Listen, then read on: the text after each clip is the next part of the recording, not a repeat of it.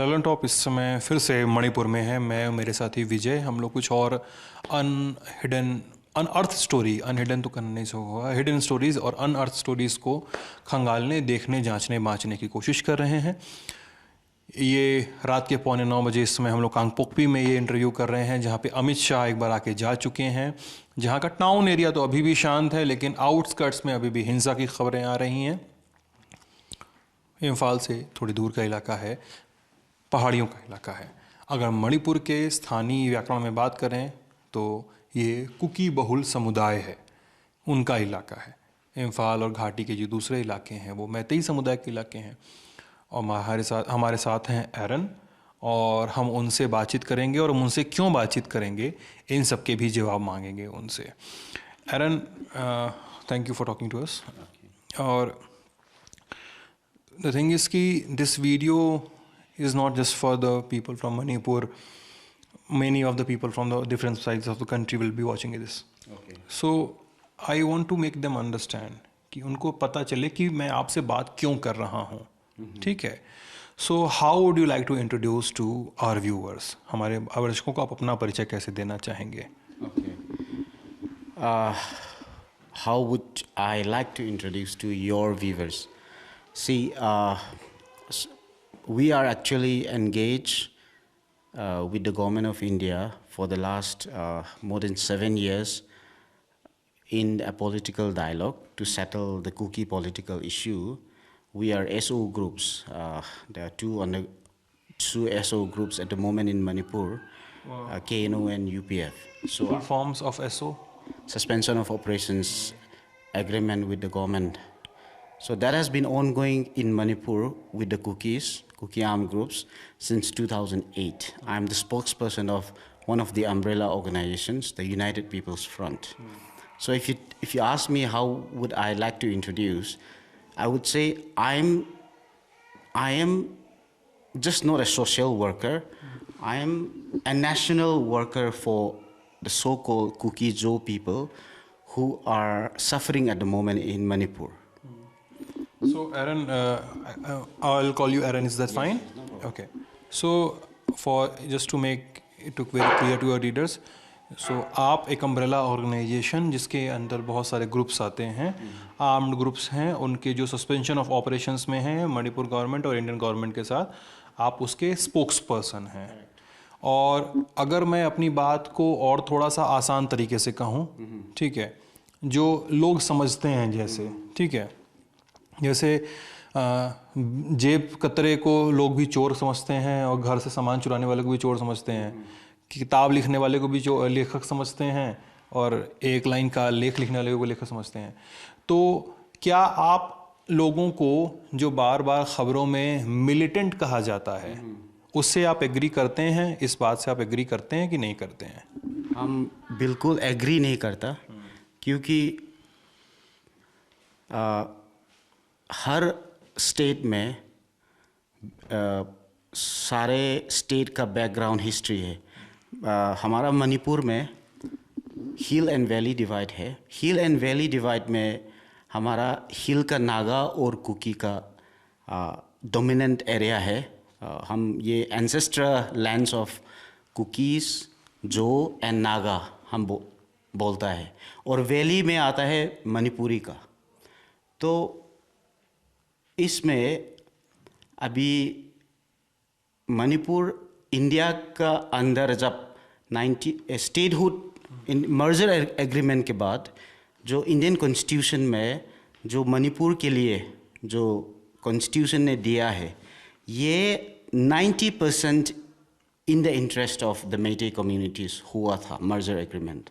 और हमारा hill area में in spite of being a separate entity, in spite of being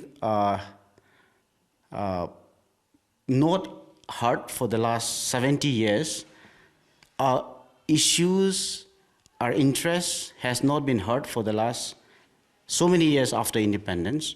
But the time has come when the government of India wants to, look at our political issues, and they have engaged us in a political negotiation, saying that the hill tribes should also have a political settlement. So this is when we started having problems with our neighbors, I would say the Métis community, because they have been enjoying for the last more than 70 years after independence all the incentives of statehood, while the tribals have not been able to enjoy or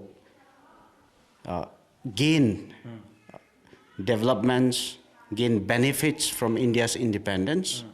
So I feel that's the starting point. Okay. So you don't agree with this terminology that is being given to you. Okay. You met Amit Shah, the Union Home Minister. You were asking me if I agree being called militants. So the reason why I explained the background was because we had a reason to fight. We had a cause. Militant कहता है जो without any reason or without any cause कोई हथियार उठा के violence करना शुरू होता. You can call them militants. But we have started this movement without guns. We have started this movement from our heart. So it started from the people's voice. It started from four leaders, four bears, like the chiefs who have defended our lands. So we cannot be called militants. We are only, we are not separatists. We are not even fighting the government of India. We are only trying to make our voices heard. We are trying to only have a political settlement so that we can all become happy citizens of India. So, separate administration, then yes. Manipur only. Correct. To have equal rights, to have constitutional protection in the current setup of Indian democracy. So that is the reason why, okay, we picked up arms, but that does not make us militants. We have a reason, we have a cause. An idea. Yes, an ideology, which is very genuine within the Constitution of India. So I don't agree to the term militants. Okay. Right now, but as we are talking, and before the interview, I told you that I'm going to ask this. There are accusations against you people, and when I'm saying you people, I hope you're understanding yes. what I'm referring to. I'm not labeling you in some sort of things, but accusations which I'm hearing from the valley areas, कि militants have arms, quote unquote, है ना? उनके पास हथियार हैं, वो हमला करते हैं, वो घर जलाते हैं. इन एक्यूजेशंस पे आपका क्या सोचना है? क्या कहेंगे आप? Accusations कोई भी किसी का ऊपर उठा सकता है.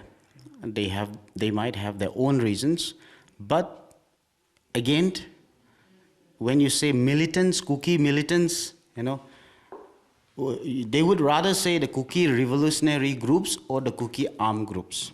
Even this, and Biren Singh said in his statement. See, I think he is misinformed. Like I said, you can call us the Kuki armed groups or the Kuki revolutionary groups. That would be more correct. And again, as I said, the reason why the government has engaged us on a political negotiation is because we're not militants. Had we been militants, why would the government engage us on political negotiation? I think that should suffice. But the allegations that you're talking about, before the situation started on May 3rd, we were armed. We were armed 35 years back. Since 1987, the Kukis have had the first armed group, the Kuki National Front, where I'm working with. I'm the General Secretary, I have my president, I have our cadres and collective leadership. Since 1987, the Kukis have started the armed movement. We were armed since 1987. And prior to that, there was a long story of trying to submit a representation to the first Prime Minister, Pandit Jawaharlal Nehru, for a separate state for the Kukis and all that. But since it did not work, the Cookies have taken up arms to revolt or to fight for this cause in the highest level possible. So since 1987, we were armed movement that has carried on, and the government has, like I said, decided to engage us under suspension of operations agreement and take us to a political negotiation. So we were armed before that also. But after the incident on May 3rd, if you try to label the Kuki armed groups, or if you try to accuse the Kuki armed groups of being, responsible for this violence, then that would not be acceptable, because it started as a tribal unity march. All the tribals of the hill areas came together saying that their yes, the tribal students union, they came together and had a peaceful rally in protest against I would say the Métis dominion. So all these accusations of trying to accuse the Kuki armed groups of creating problems would not be acceptable, because we have ground rules with the government, and the Assam Rifles, the Indian armies, the state police are there to look after and take care of the ground rules, and that has been happening every month in all the SO camps. So according to the rules, if everything is followed, then no one should try to, unnecessarily blame the armed groups or the Kuki armed groups of being responsible, of being creating problem just because guns are used in this violence. Okay.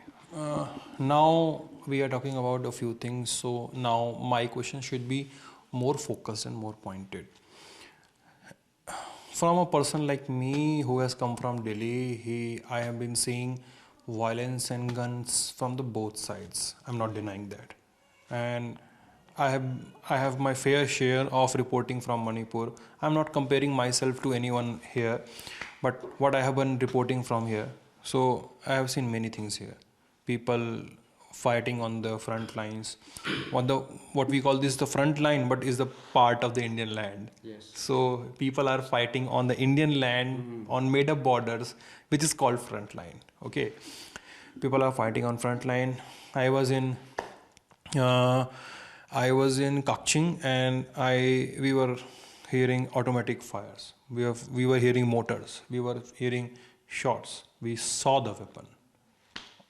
Both sides, sir. I'm not mincing my words. Why itne zyada hatiyar?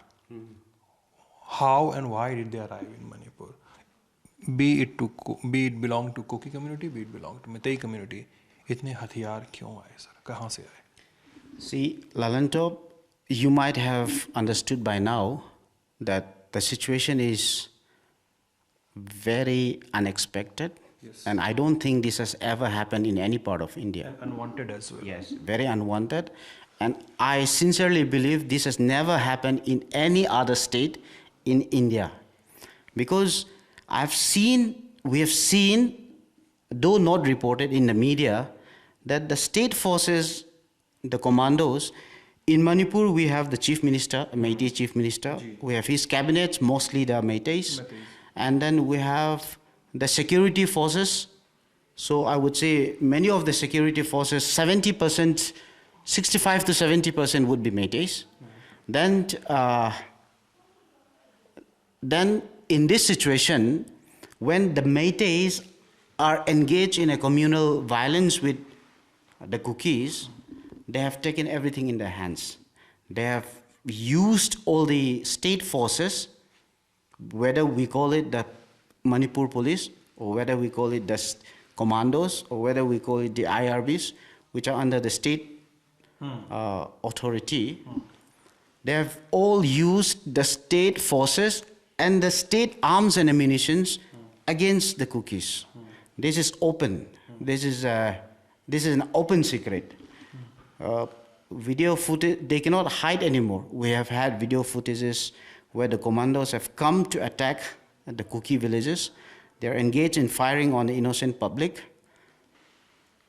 And today, according to our reports, we have reports that the Métis have approximately 4,000 automatic weapons in their hands, which belongs to the Manipur state Security armed score. Yes, looted from the armed score of the state forces, and over 5 lakh ammunitions. So, unfortunately, I feel there is no one to control them at this moment. And if this has happened in any part of India, we would have seen precedent rules that might have come in, we would have seen Article 355 enforced in the state so that the law and order situation can be controlled. But again, in spite of the situation where the Métis have all the guns, all the authorities, and all the powers in their hands to fight the minority Kukis, the center has been watching. The outside, the neighboring states have been watching. Of course, we have had the Honorable Home Minister, the Union Home Minister. We have had the Honorable Chief Minister of Assam, who has visited the state after the violence. But I feel that the Métis are still taking law into their hands. And as the Chief Minister, as the majority population, and as someone who controls the state forces, they have used everything that is in their hands, that is everything that is in the state of Manipur, against the Kukis. And I think this should stop. And what about Amit Shah? Amit Shah से आपकी क्या बात हुई थी, क्या मुलाकात हुई थी? We were happy when the Honorable Union Home Minister was there to listen to our issues, because honestly, even the leaders within the Kuki society were helpless, because the Chief Minister of Manipur was the Chief Minister even for the Kukis, so to say even for the Nagas and even for the Métis. Or I would say the security forces were there to protect all the people in the state. But we have seen that the security forces of the valley have started attacking the Kukis, and the state forces were used, the authorities, everything. All the Métis have, in spite of being the chief minister, in spite of being the security forces, have joined hands with the Métis. But when the Union Home Minister has landed or has given us that hope that he will look into the issue, and as the Center Home Minister, he will bring in peace, he will solution for the victims, that is us, and especially when he understands that this is not just a law and order situation. This has been a long-pending issue of identity and land. So we had great hope. Actually, it was a closed-door meeting. I cannot disclose a lot of things. But yes, we were happy. At least there was the center who understood that we were the victims, we were killed, which was unconstitutional, which was unwanted, and which should not go on. And what about the hills? Because we still hear the rumor when you talk to people from the Imphal Valley and all.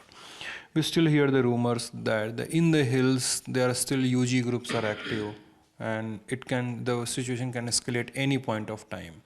They say this, Why the hills? Why the hills? Why not the valleys? Okay. You have how many armed groups in the valley who are not even under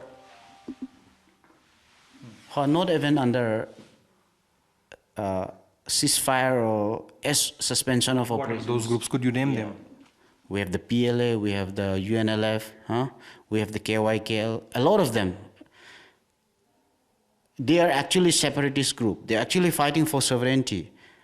When you say, why question the hills when you have people fighting in the valley for sovereignty against India?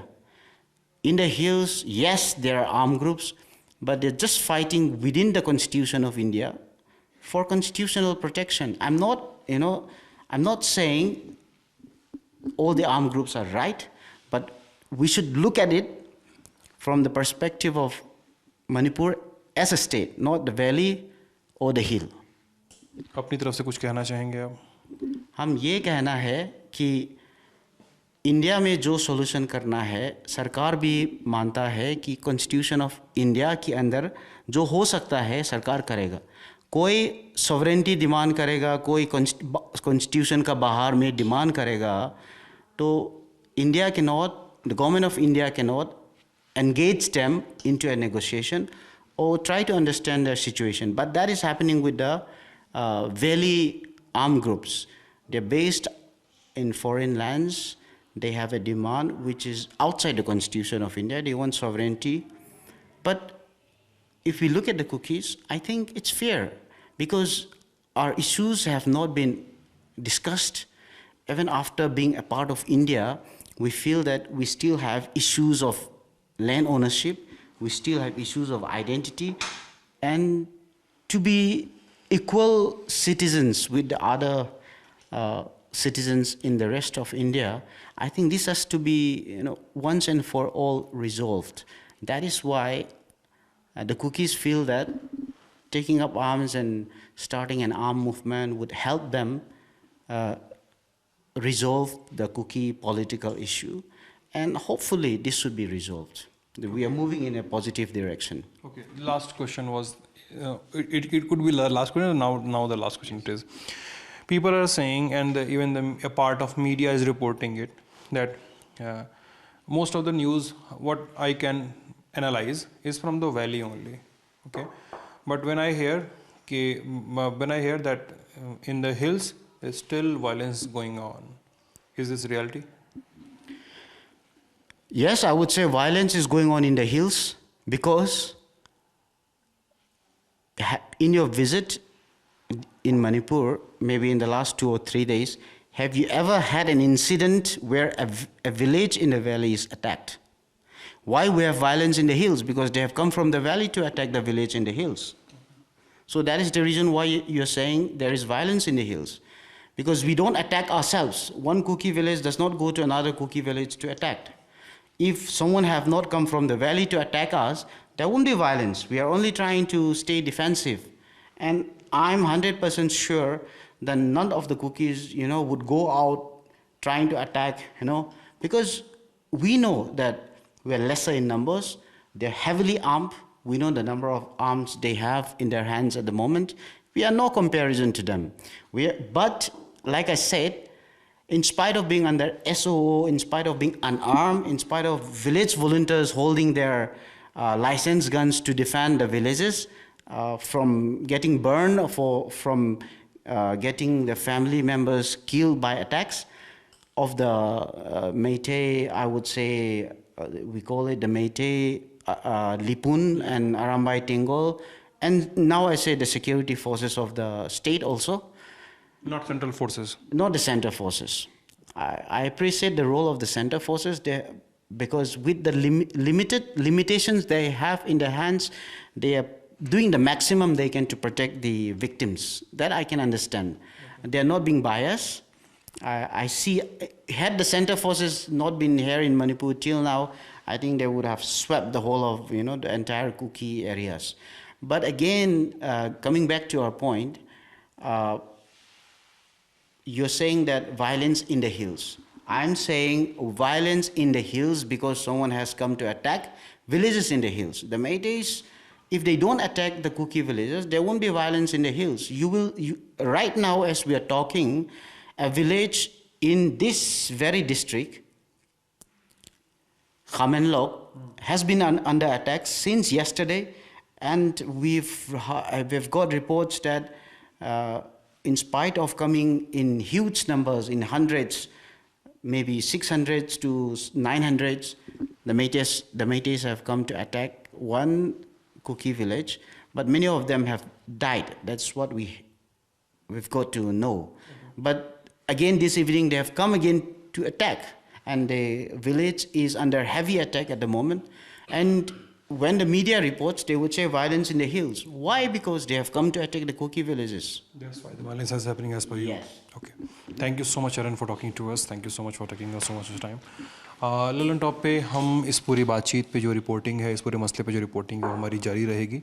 हमारे सवाल, हमारी बातें, हमारे जिज्ञासाएं शांत नहीं होंगी जब तक हमें कोई मकबूल सवाल का जवाब, हमें कोई मकबूल जवाब नहीं मिल जाता अपने सवाल का, हम एक मुकम्मल सच नहीं हासिल कर लेते. आप ललन टॉप देख रहे थे.